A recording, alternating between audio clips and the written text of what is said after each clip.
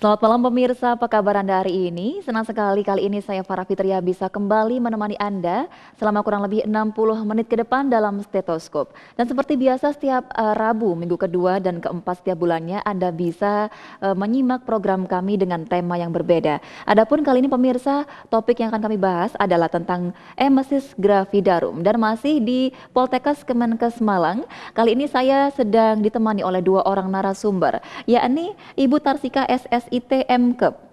Selamat malam Ibu. Selamat malam. Apa kabar Ibu? Alhamdulillah kabarnya baik Mbak Farah. Baik sekali Ibu ya. Iya. Sangat cerah sekali kelihatannya Bu Tarsika ini. Dipanggil Bu Sika nggih Bu nggih? Iya. Nggih. Berikutnya yang udah dua kali ini menemani saya pemirsa Bapak Wandi Eskep NSMPD. Apa kabar Pak Wandi?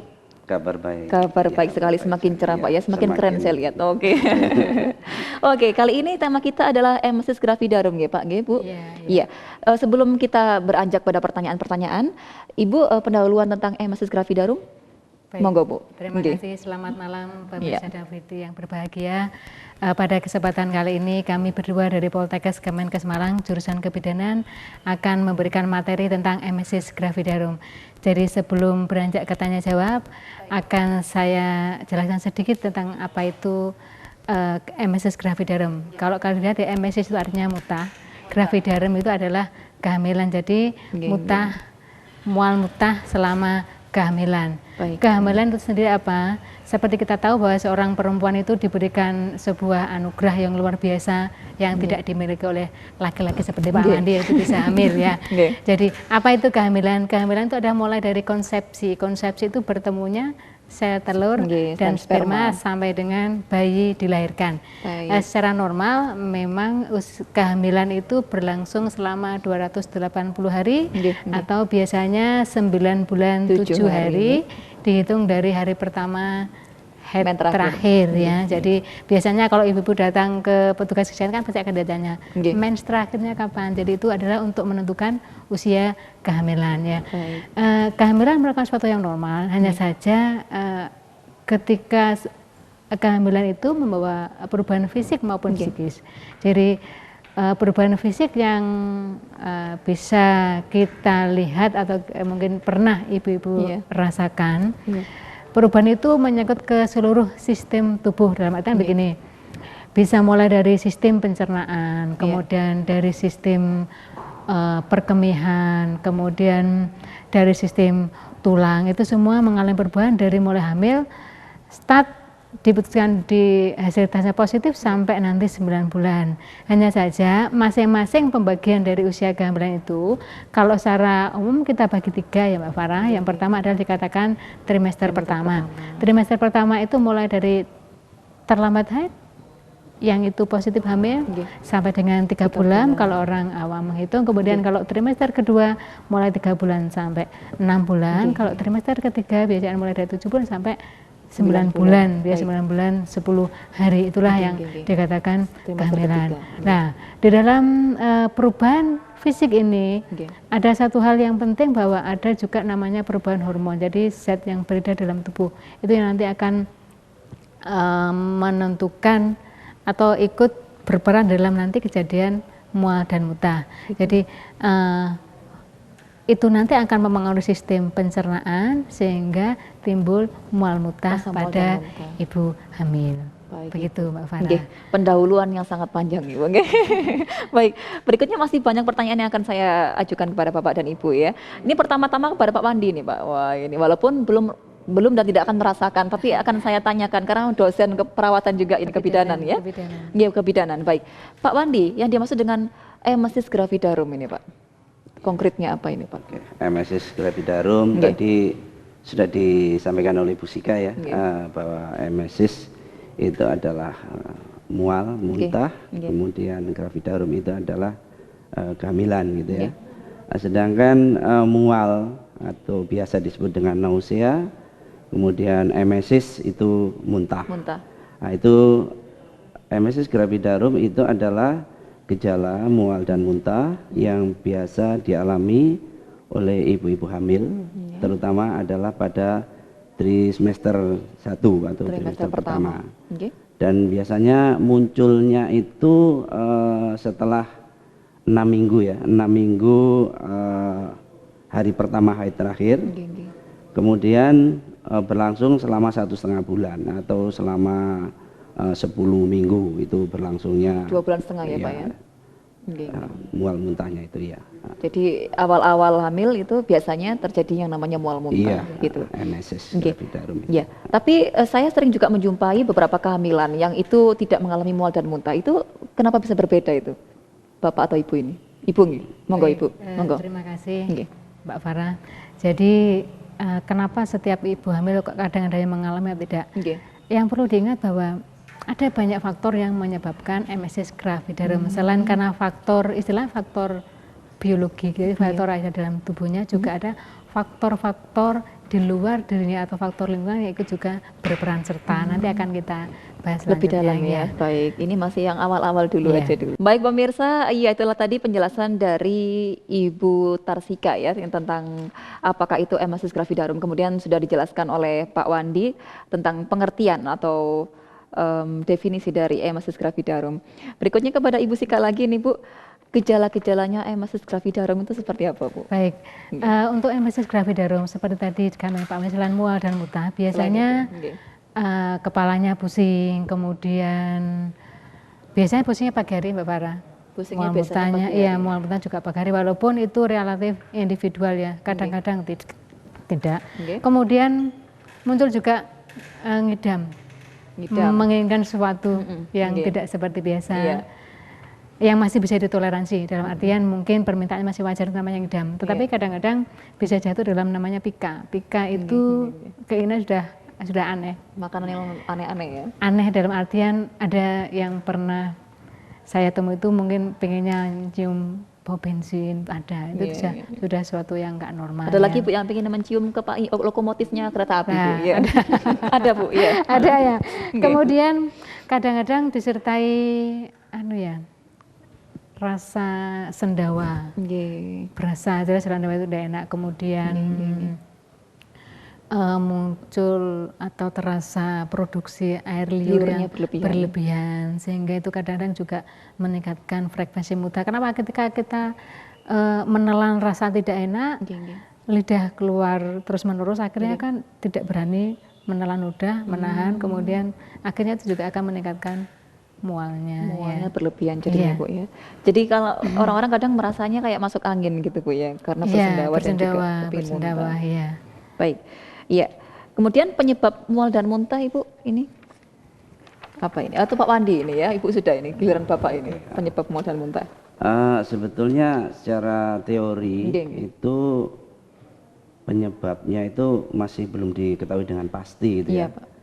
Jadi belum diketahui dengan pasti, tapi ini ada beberapa hipotesis ya, beberapa dugaan terjadinya mual muntah ini karena terjadinya perubahan hormon ya yang terjadi pada ibu hamil, terutama pada trimester 1. Itu hormon yang sangat berperan, yaitu hormon HCG namanya ya. HCG ini, hormon ini sebetulnya berfungsi untuk pengendalian terhadap pencernaan ya, terutama kaitannya dengan mual dan muntah itu. Karena jumlahnya meningkat ya, meningkat pada trimester awal kehamilan itu, ini juga akan mempengaruhi terhadap kejadian mual muntah ibu hamil trimester 1 itu. Kemudian juga terjadi peningkatan hormon yang lain, yaitu hormon estrogen dan progesteron. Itu juga sebetulnya fungsi dari kedua hormon ini itu untuk mempertahankan kehamilan itu. Memang pada awal-awal kehamilan atau trimester 1 itu memang riskan, Pak, ya? Riskan sekali untuk terjadi keguguran ya. Di sini ada hormon yang mengendalikan itu supaya tidak terjadi keguguran. Tetapi di sini ada efek samping yang lain, yaitu terhadap pencernaan. Terhadap pencernaan, sehingga motilitas dari saluran pencernaan juga ada perubahan gitu ya. Ada perubahan terhadap gerakan-gerakan peristaltik, ada perubahan terhadap penyerapan. Nah, sehingga di situ juga akhirnya saluran pencernaan itu harusnya, misalnya lambung harusnya kosong, karena lambat terjadi penyerapan sehingga masih tetap tertahan di situ, ya akhirnya menyebabkan perasaan ingin muntah atau mual itu ya. Ya. Jadi karena berlebihannya hormon-hormon yang pada dasarnya sebenarnya bagus ya Pak ya, tapi karena berlebih itu tadi akhirnya menyebabkan mual dan muntah. Kalau begitu Pak, tadi dikatakan kayak semacam estrogen dan juga progesteron itu kan untuk mempertahankan kehamilan Pak. Kalau untuk yang kehamilan-kehamilan yang mungkin lemah atau mungkin yang abortus pada waktu trimester pertama, itu apakah kurang Pak estrogen dan progesteronnya itu? Oh, kalau terjadinya aborsi untuk trimester awal itu banyak ya, banyak faktor ya, banyak faktor, bukan hanya estrogen dan progesteron saja. Bisa juga karena itu, tapi faktor-faktor yang lain juga masih banyak. Tapi pada dasarnya sebenarnya ada juga hormon yang mengendalikan terjadinya keguguran Pak ya, gitu. Baik pemirsa, iya ini sedikit demi sedikit saya semakin tahu ya dan mendapat pengetahuan dari sini. Baik, kembali lagi kepada Ibu ya Bu ya. Tadi dikatakan bahwa sebenarnya ada juga hormon yang mengendalikan. Nah itu kalau menurut pendapat Ibu bagaimana ini? Apa yang disampaikan Pak Wadi sudah betul sekali ya. Jadi prinsip pada saat awal kehamilan itu kan tadi sudah dijelaskan ada HCG, ada hormon estrogen, ada hormon progesteron. Ya. Hormon sebenarnya paling trimester pertama paling tinggi adalah kadar HCG. Kenapa? Ketika HCG itu meningkat, fungsinya adalah bagaimana agar benih pada awal kehamilan itu akan memproduksi estrogen dan progesteron. Dari yang terbentuk dulu adalah HCG. HCG itu jumlahnya meningkat. Pada saat tertentu HCG-nya akan agak turun, yang meningkat adalah estrogen dan progesteronnya.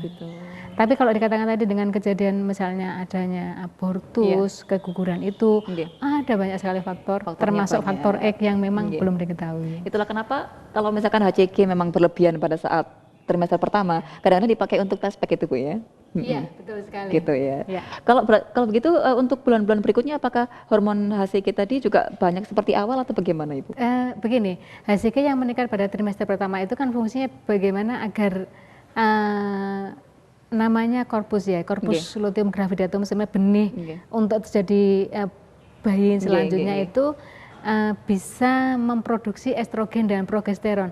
Ketika usia kehamilan 14 minggu sampai 16 minggu itu ketika plasenta sudah maksimal terbentuk, itu sudah mampu memproduksi estrogen dan progesteron, itu dia lebih cenderung turun atau stagnan tetap.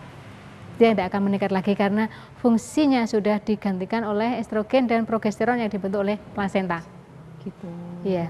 Jadi sudah semakin menurun intensitasnya ya, itu ya? Sudah menurun karena estrogen dan progesteronnya meningkat karena sudah ada plasenta yang akan memproduksi itu. Oh gitu. Ini pertanyaannya agak-agak jauh Bu ya. Kalau gitu kalau misalkan mau tes kehamilan pakai tespek pada usia kehamilan 3 atau 4 bulan, apakah bisa itu dibuat tes Bu hormonnya? Sebenarnya kalau 3-4 bulan sudah tidak tespek lagi, sudah terlihat. Sudah iya.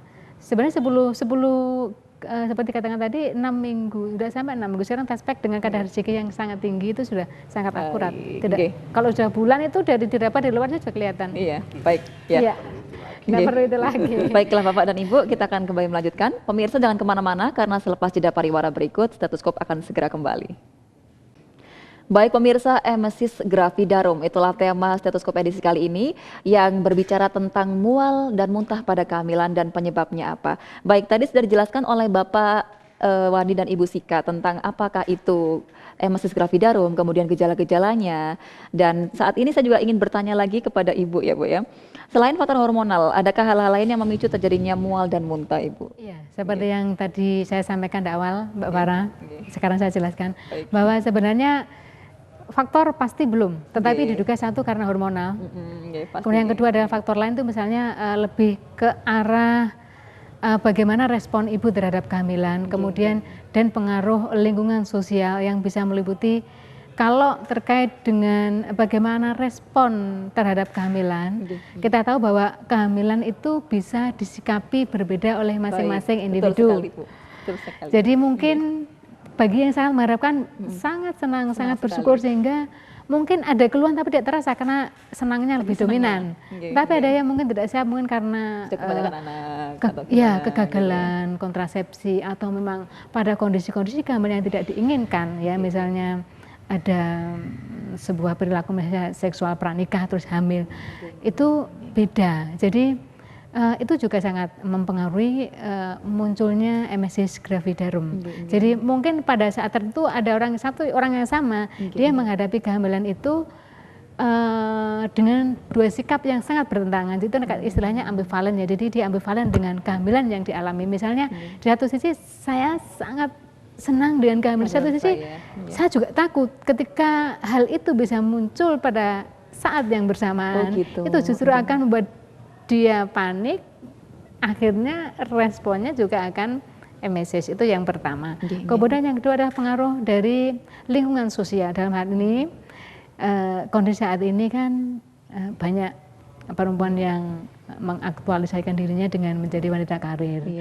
Kemudian ketika menjadi wanita karir sedikit banyak mungkin ada orang-orang tertentu yang ketika dia hamil pada saat dalam kondisi dia sebagai wanita karir merasakan terganggu karena mungkin capek hamilnya, capek bekerjanya. Tetapi mungkin ada juga orang lain yang mengatakan bahwa ketika dia bekerja, dia justru saya enjoy, terhibur. Saya nggak mikir mutah karena saya jarang bekerja.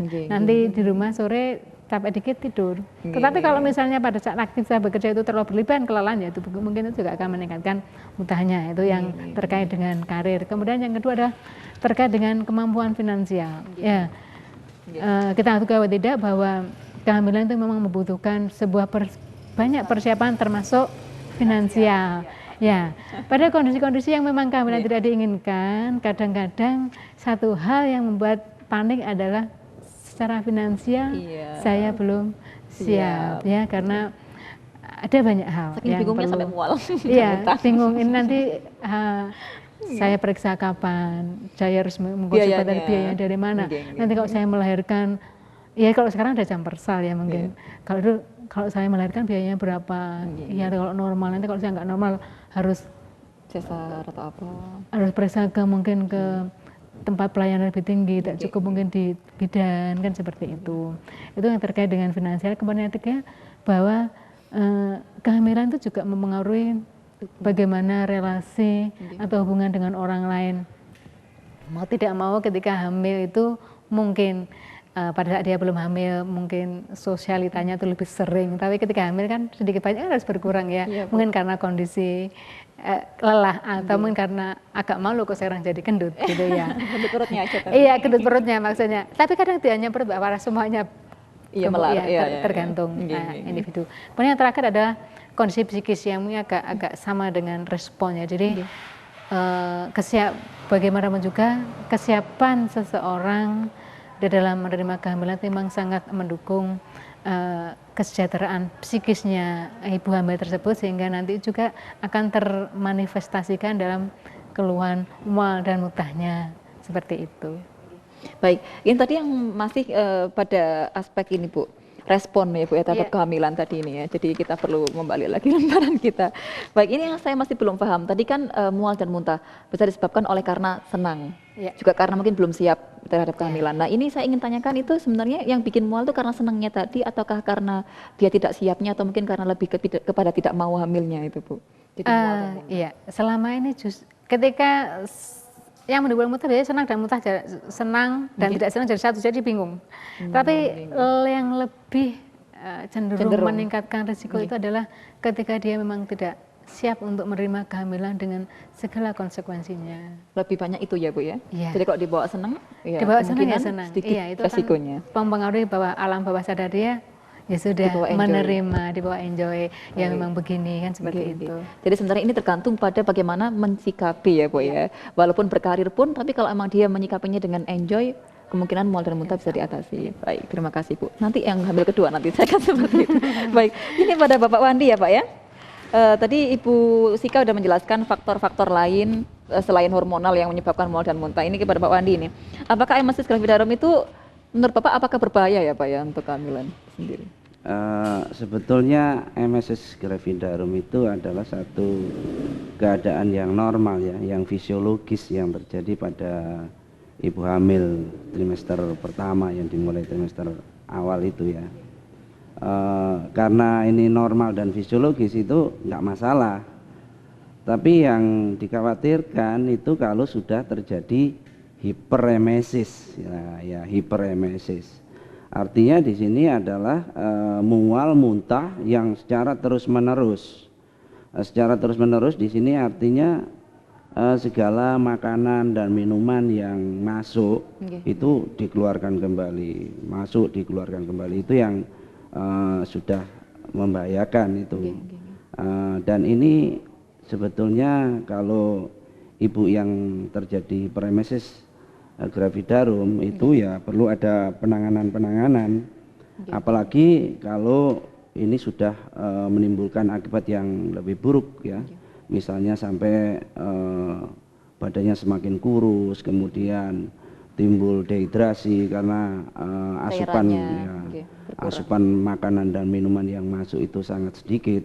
Nah, ini yang bahaya di situ ya. Kalau gitu biasanya orang-orang atau ibu-ibu hamil yang beresiko untuk mengalami yang namanya hiperemesis itu yang seperti apa Pak biasanya yang beresiko? Apakah ada seperti itu? Ya, ada. Baik, Bu Sika ini. Ada. Monggo Bu Sika. Ada kondisi-kondisi tertentu yang berisiko. Dari statistik memang dikatakan orang yang hamil pertama lebih sering menderita mual dan muntah, walaupun itu tidak. Kemudian yang pasti akan terjadi hiperemesis yang berat adalah orang yang hamil mola ya, mola hidatidosa itu adalah kalau orang awam bilang hamil anggur. Jadi itu memang suatu kondisi yang patologis. Itu memang ada kadar HCG-nya sangat meningkat sekali Pada kehamilan-kehamilan anggur ya Bu ya? Ya, itu salah satu gejala yang memang bisa membantu menegakkan diagnosa adalah mual muntah yang berlebihan. Jadi pada kondisi mola hidatidosa, kemudian pada hamil kembar itu biasanya lebih Karena berisiko. kembar tadi ya, biasanya satu jadi dua. Kan? Ya, itu. Jadi yang dikatakan ya dua itu. Jadi kehamilan anggur dan kehamilan kembar. Selain secara statistik orang yang hamil pertama kali memang lebih Karena sering. sebelumnya belum pernah merasakan ya. Gitu. Jadi itu adalah baru gitu ya merasakan itu. Baik, ini juga agak jauh melenceng juga Bu ya. Tadi yang kehamilan anggur itu bisa juga dideteksi dengan kalau misalkan dia mual berlebihan. Kalau dalam fisiknya Bu, apakah sama seperti orang yang hamil normal?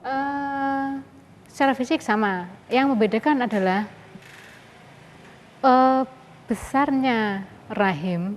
Otomatis yang meriksa biasanya petugas. Atau mungkin kalau ibunya peduli yang mungkin sudah pernah terpapar melihat dirinya hamil, dia bisa membedakan bahwa orang yang hamil anggur itu biasanya tinggi fundus uteri namanya ya, istilah kita adalah tinggi fundus uteri itu tingginya rahim yang bisa diraba dari luar itu lebih tinggi dari usia kehamilan yang normal. Misalnya kalau 12 minggu itu 3 jari ya, di atas simpisis, istilahnya simpisis itu adalah lekuk di bawah perut itu. Tapi kalau mola bisa sampai mendekati pusat. Jadi udah kayak gede sekali. Iya, padahal itu sebenarnya bukan kehamilan. Jadi itu hanya berupa gelembung-gelembung cairan saja. Sehingga kita kalau misalnya keluar dia seperti anggur, makanya dikatakan hamil anggur. Dan itu harus mau itu mau memang digugurkan. Iya, memang harus dikiret. Karena itu bukan bayi. Itu bukan bayi ya, itu kalangan yang tidak normal. Tapi juga bukan anggur ya Bu. Istilah saja ya Bu ya. Baik, ya tadi kita bertanya pada Pak Wandi Pamesa tentang apakah MSS gravidarum itu berbahaya. Tapi ini langsung saja kepada Bu Sika ini, gejala-gejala MSS gravidarum Ibu. Mengenalinya gimana? Ya. Gejala-gejala yang dialami oleh ibu hamil terkait dengan MSS gravidarum yang mengarah ke MSS gravidarum ada beberapa tingkatan yang kita bisa kenali dari gejala yang muncul. Ada 3 tingkat. Yang pertama itu biasanya selain muntah dan berlebihan, biasanya ada nyeri epigastrium, kemudian sudah mulai tonus otot-ototnya sudah lemas. Tonus ototnya sudah menurun, kemudian ada dehidrasi atau kekurangan cairan, kemudian kalau dilakukan pemeriksaan tekanan darahnya menurun, tapi nadi kita bisa raba seperti ini, nadinya akan cepat. Itu adalah tingkat 1. Kalau sudah tingkat 2, tingkat seperti 1 tapi biasanya sudah disertai dengan gejala misalnya sudah mulai ada gejala ikterus ya. Ikterus itu adalah kuning pada selaput mata, istilahnya sklera ya, kuning ya. Biasanya tampak putih ini akan menjadi kuning. Kemudian dia sudah mulai ada gangguan kesadaran, istilahnya agak apatis. Gitu. Apatis itu linglung, ya? Kurang respon. Jadi ya, apa ya? Kurang respon. Kemudian nanar. ya, jadi nggak nyambung kalau diajak berbicara. Kemudian disertai dengan nafas yang berbau. Nafas yang berbau ini merupakan proses metabolisme yang dalam tubuh. Kalau dalam kondisi normal yang dipecah itu kan karbohidrat. Tapi kalau ketika dia tidak makan, tidak minum karena muntah, itu akhirnya kan dipecahkan persediaan lemak, sehingga hasilnya adalah aseton, sehingga dia nafasnya berbau adalah berbau aseton. Baik Bu Sika, ini buat pemirsa biar penasaran, kita dulu ya, kita stop dulu sebentar, nanti kita lanjutkan pada hiperemesis yang berikutnya. Baik pemirsa, jangan kemana-mana, karena setelah jeda pariwara berikut kami masih akan kembali, masih dengan emesis gravidarum. Baik, terima kasih Anda masih bersama kami dalam Stetoskop edisi kali ini, masih dengan emesis gravidarum di Poltekkes Kemenkes Malang pemirsa. Baik, tadi Ibu Sika sudah menjelaskan tentang bagaimanakah gejala hiperemesis atau mual muntah yang berlebihan ya. Tadi sudah nyampe di tingkat kedua Ibu. Apakah ada tingkat lagi selain tingkat kedua? Ada, seperti yang saya sampaikan tadi. Sampai tingkat berapa Bu? Sampai tingkat 3. Cukup 3. Cukup. Ya, cukup 3. Jadi kalau sudah sampai tingkat 3 ini justru mual muntahnya berkurang. Gitu. Tetapi kondisinya Ibu semakin memburuk, dalam artian mungkin berat badannya semakin kurus, kemudian mata semakin cekung, kemudian ada gangguan kesadaran, bahkan mungkin sampai tidak sadar. Kemudian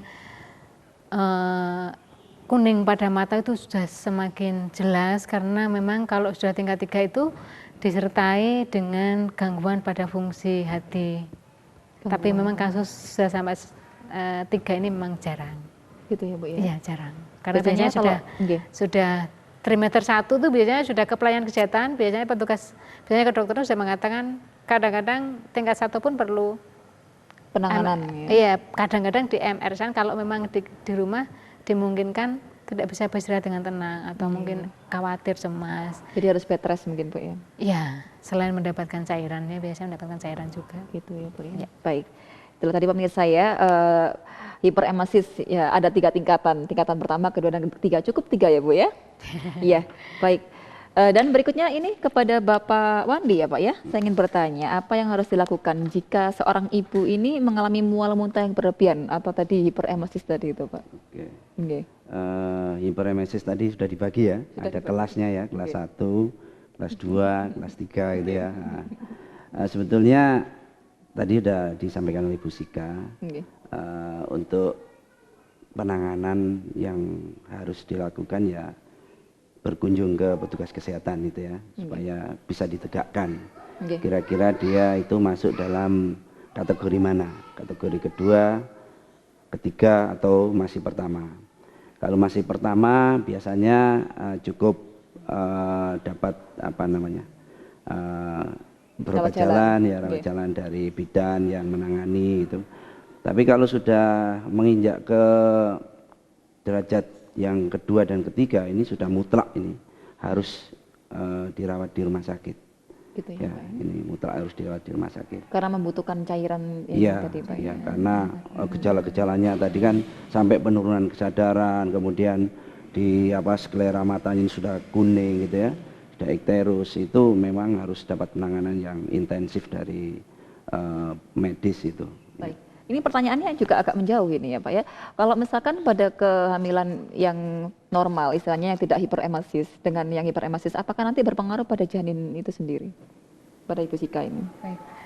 Kalau dalam kondisi emesis itu resikonya masih kecil ya.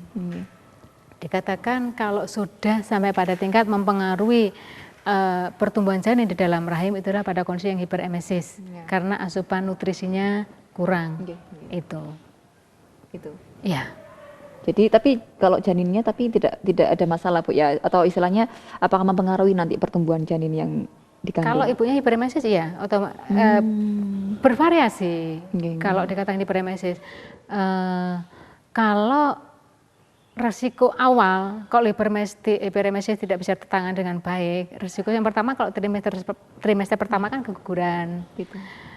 Seperti Lebih dari itu katanya ya. kalau misalkan trimester pertama memang itu sebenarnya tahap awal yang justru penting untuk pembentukan otak dan tulang, organ-organ. Ya, makanya itu memang hiperemesis itu kalau bisa dideteksi secara dini, dalam artian kalau memang mau tahap berdamai jangan nunggu sampai tingkat 1 lah, cukup sampai emesis.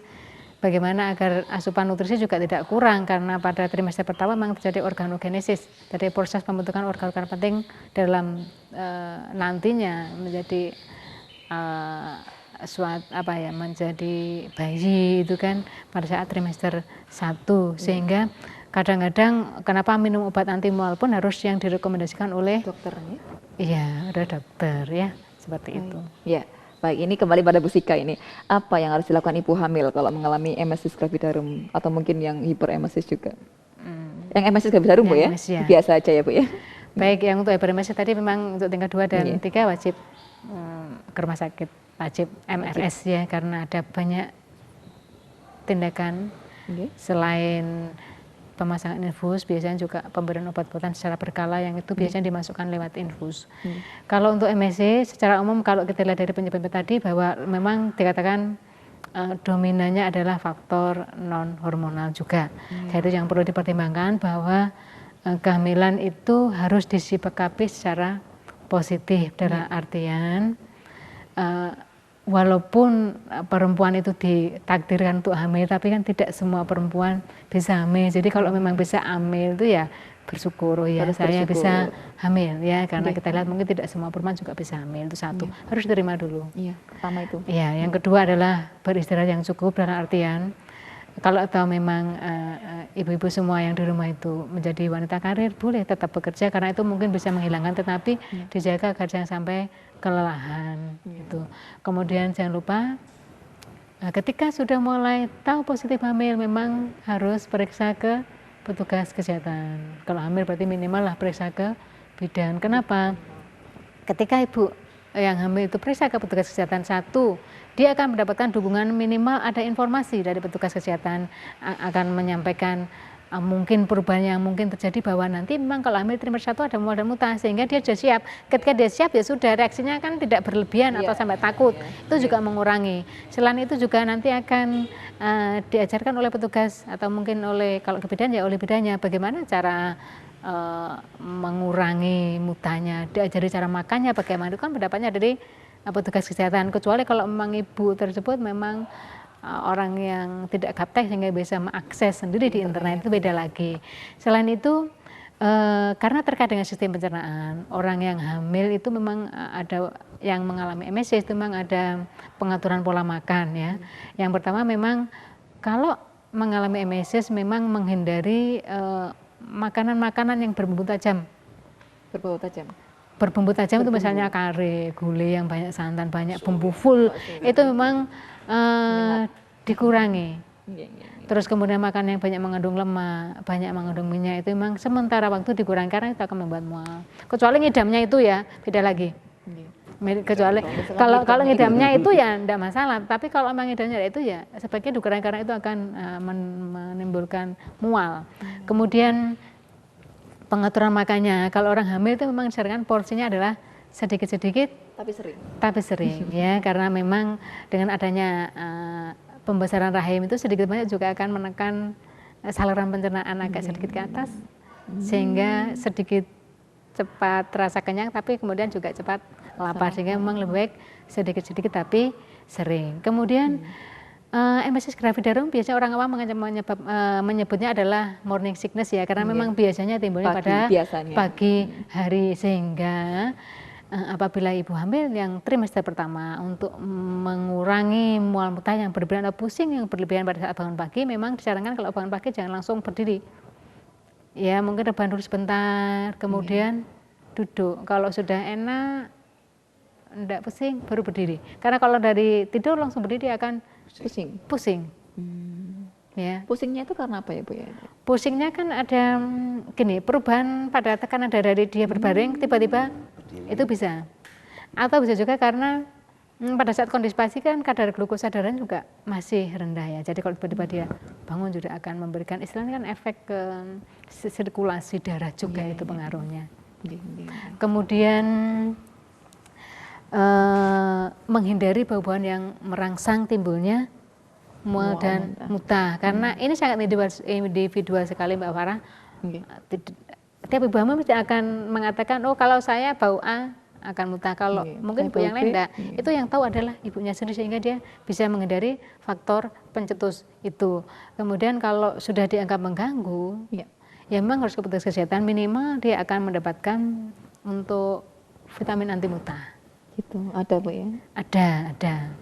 Biasanya bidan juga sudah bisa berikan. Baik, jadi ada banyak ini ya, langkah-langkah Bu ya? Ada beberapa hal. Ya.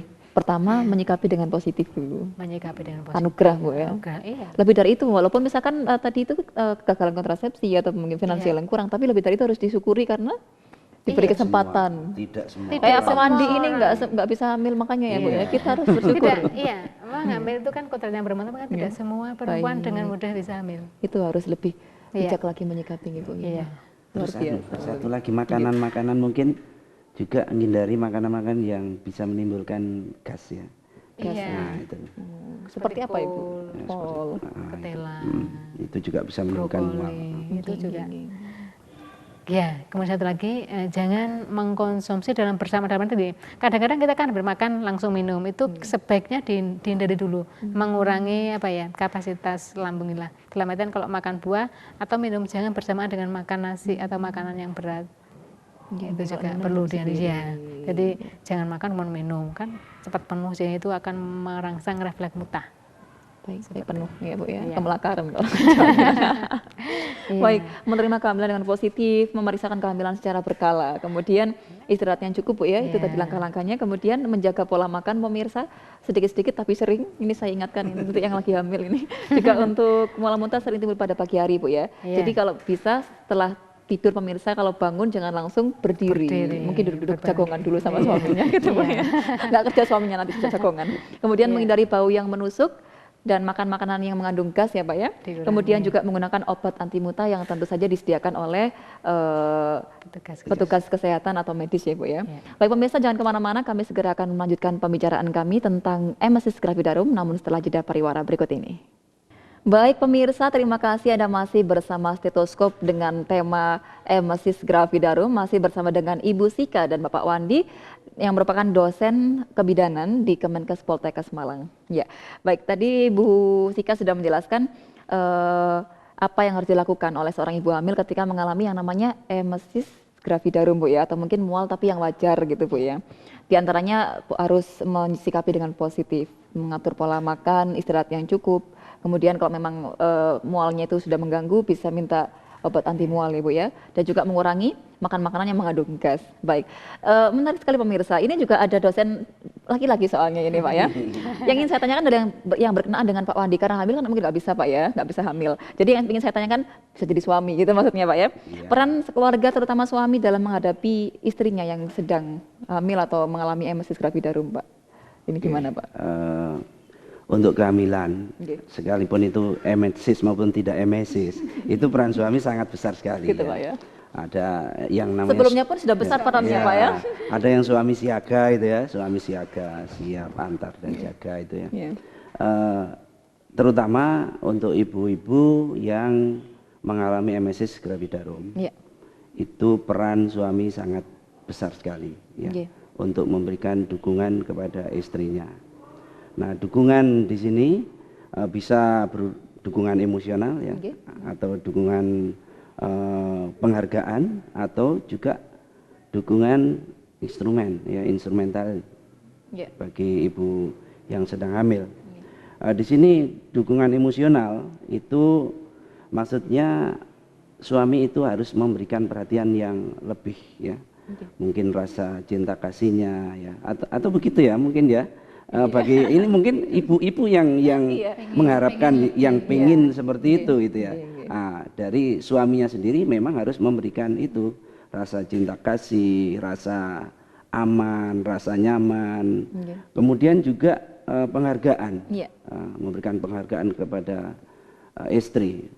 Penghargaan di sini apa maksudnya ya, Pak? dari kemampuan. Sebetulnya tujuan manusia atau ya manusia menikah itu tujuan, salah satu tujuannya adalah untuk bisa meneruskan keturunan. Nah, itu kita memberikan penghargaan kepada istri yang bisa hamil gitu ya. Jadi penghargaan yang besar, dan kita membesarkan hatinya untuk bisa menerima anak sebagai anugerah, karena tidak semua perempuan itu bisa menjalankan tugas perkembangan yang seperti itu. 9 gitu bulan yang menentukan ya Pak ya? Iya, betul sekali.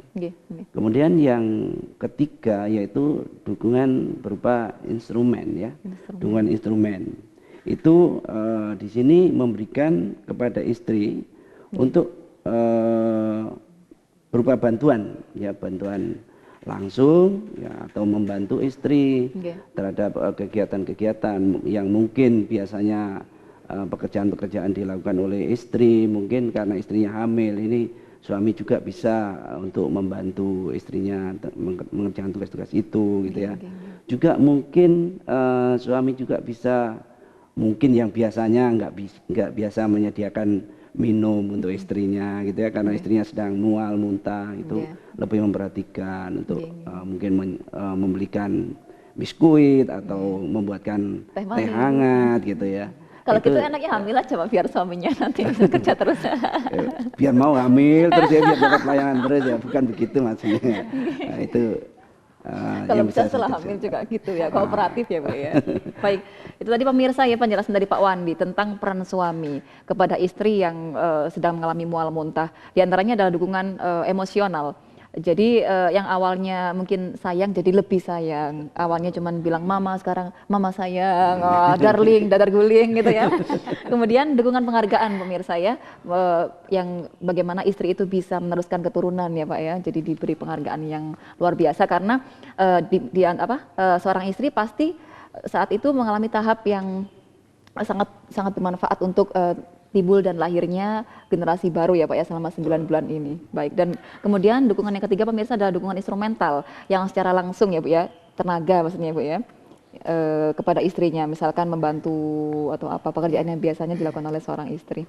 Baik, ini ada pertanyaan lain nih Bu ya, yang mungkin di luar emesis gravidarum ya, tapi juga masih berhubungan dengan kehamilan. Misalkan seorang wanita hamil, apakah boleh Ibu dia tetap melakukan gaya hidup yang sebelum dia hamil, seperti kalau misalkan dia merokok atau apa itu, dan mungkin kalau tidak boleh apa Bu penyebab dan alasannya? Baik, memang ada beberapa kebiasaan ya. Kebiasaan, kalau selama kebiasaan itu baik, bolehlah teruskan, misalnya biasa olahraga pagi, biasa makanan bergizi, itu bisa dilanjut. Tapi kepada kondisi-kondisi tertentu, perilaku-perilaku yang sebenarnya orang hamil pun tidak boleh, itu justru sangat juga tidak boleh dilakukan pada saat dia hamil. Contoh, kalau sebelum hamil dia merokok, ya tolonglah, generasi ini kan juga keturunan ibu tersebut ya. Kita tahu bahwa rokok itu kan mengandung beribu-ribu zat yang sangat berbahaya. Salah satunya yang mungkin sudah familiar kan nikotin. Nikotin itu kan fungsinya dia mempunyai efek akan mempersempit pembuluh darah. Jadi kalau hamil masih meneruskan kebiasaan merokok, kalau ada penyempitan pembuluh darah, minimal ketika ada penyempitan pembuluh darah, itu juga suplai nutrisi dari ibu ya ke plasenta juga berkurang, juga akan terjadi penyempitan pembuluh darah pada plasenta. Sedangkan bayi sendiri itu kan membutuhkan zat-zat, kan sementara ketika dalam perut dia kan dapatnya dari ibu melalui plasenta yang disambungkan dengan tali pusat. Kalau memang ada penyempitan, suplainya tidak masuk, justru yang masuk adalah karbon dioksida, CO ya, karbon dioksida. Itu kan akhirnya juga akan membuat penyempitan pada plasenta, aliran nutrisi dan zat-zat penting tidak masuk ke bayi. Bayinya ya kalau trimester pertama paling ya keguguran.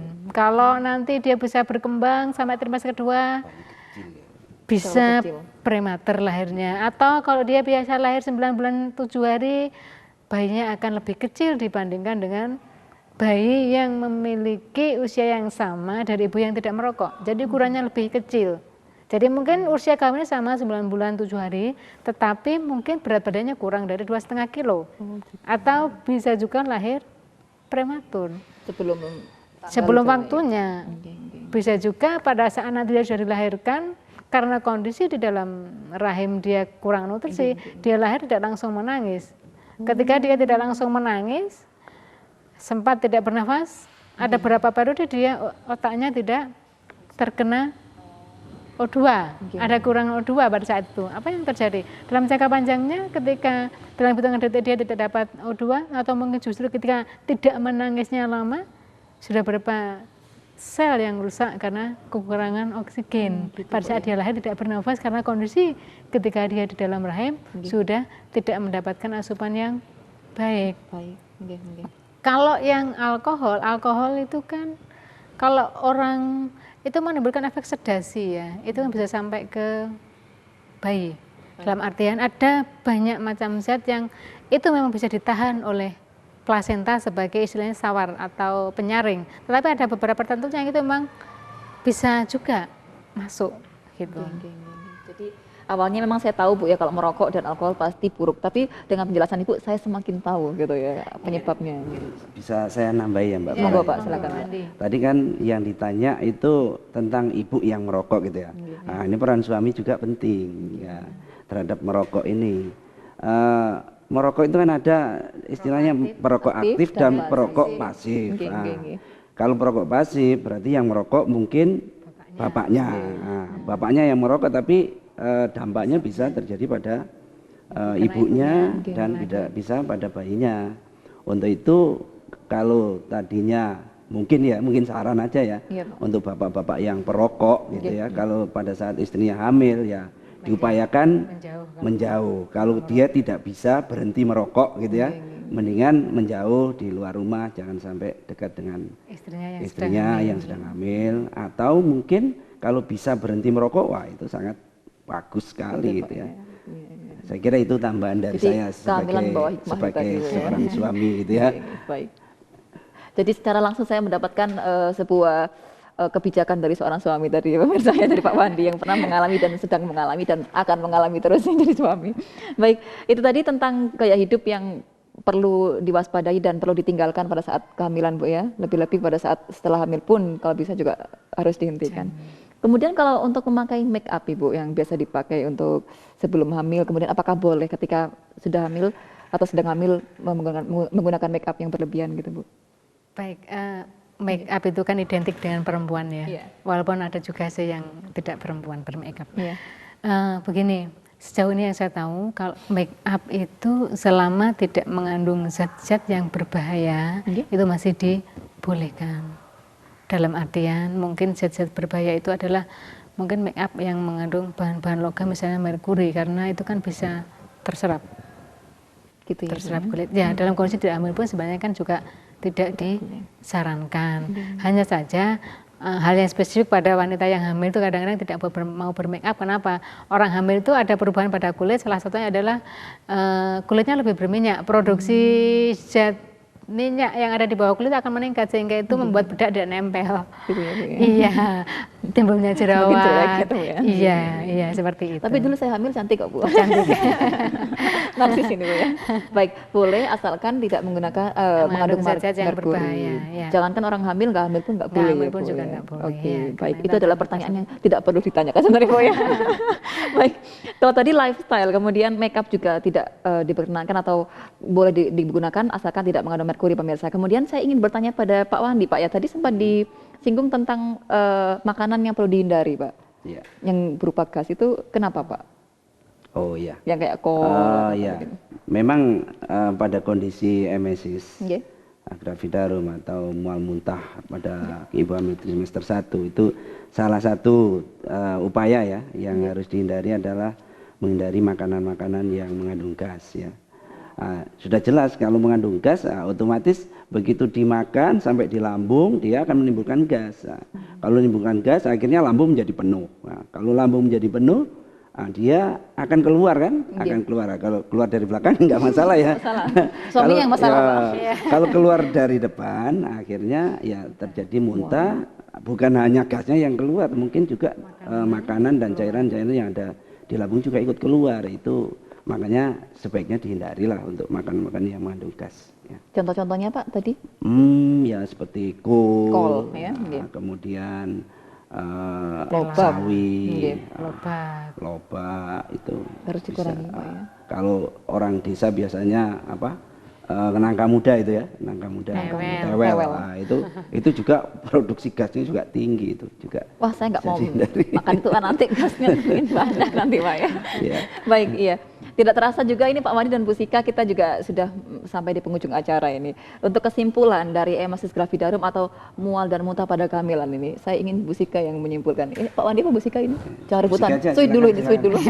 Moga Bu Sika. Baik, terima kasih pemirsa. Kesimpulannya adalah emesis gravidarum itu merupakan suatu yang normal dalam kehamilan, sehingga apabila itu muncul tidak perlu berlebihan dalam menyikapinya, dalam artian takut yang berlebihan karena itu akan meningkatkan frekuensi muntahnya. Sehingga bagaimana mencegah agar emesis itu tidak bertambah banyak, minimal ada beberapa upaya yang harus dilakukan. Yang pertama memang harus kita bisa menerima dengan respon yang sangat positif terhadap kehamilan itu. Kemudian yang kedua adalah beristirahat dengan cukup, kemudian mengatur pola makan dengan baik, kemudian ke petugas kesehatan untuk mendapatkan saran-saran terkait dengan keluhannya, dan kalau perlu juga nanti akan mendapatkan obat anti muntah kepada ibu hamil. Yang pasti untuk emesis gravidarum memang itu bisa dialami oleh sebagian besar wanita yang hamil yang itu pada trimester pertama atau 3 bulan pertama. Mungkin itu, iya sangat wajar. Pak Wandi ingin menambahkan Pak sebagai seorang suami? Cukup ya Pak ya. Baik pemirsa, itulah tadi penjelasan dari Ibu Sika dan Bapak Wandi, dosen kebidanan di Poltekkes Kemenkes Malang tentang apakah itu emesis gravidarum dan juga apakah jenis-jenis emesis gravidarum itu yang merupakan hiperemesis ya Pak ya. Gejala-gejalanya seperti apa, cara penanganannya, dan kemudian apa yang harus dilakukan oleh seorang ibu hamil ketika mencikapi kehamilannya, juga peran dari seorang suami ketika istrinya sedang hamil ya Bu ya. Baik, terima kasih Ibu dan Bapak Wandi atas waktunya menemani kami ya di Stetoskop kali ini dengan materi-materinya. Kami berharap bisa bertemu lagi nanti dengan tema yang berbeda ya Bu ya. Baik, terima kasih Bu Sika dan Bapak Wandi atas waktunya. Dan pemirsa, demikianlah Stetoskop edisi kali ini. Terima kasih atas kebersamaan Anda. Mohon maaf apabila ada kesalahan. Selamat malam dan sampai jumpa. Dhamma TV, selalu damai di hati.